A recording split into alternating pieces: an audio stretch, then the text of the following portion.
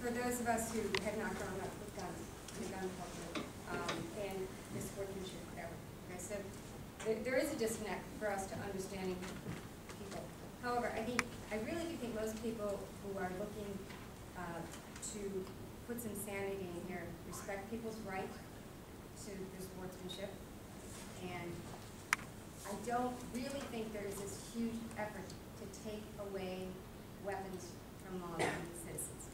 Okay? I think people on the other side, if they could look to people who have not grown up this way, could appreciate the fact that there is nothing as lethal as a gun. And I agree with you completely that the long gun or the short, really the issue for most gun violence is pistols and illegal guns.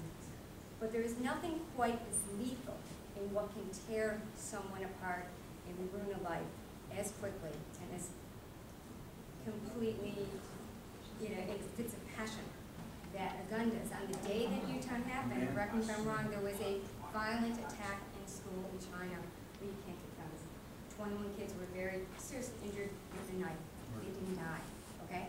And so there's something to me odd about the society we're in. It's almost like Kafkaesque that we're talking about rationally putting these weapons that get increasingly mechanized every year. I mean, the technology gets better and better at what you can do. I mean, these are not the speed with which you can, versus when the Second Amendment was passed. It's over 100 years. Technology has not changed in over 100 years. Okay, but the Constitution passed creation.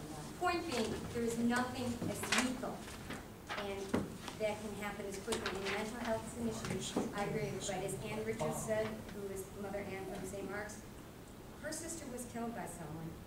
The person was not mentally ill. They were young, they were passionate, they had a gun. And so that's why people feel so strongly about getting some reduction in the amount of guns that are out there. And because it is so lethal, okay? It's not about taking one's right.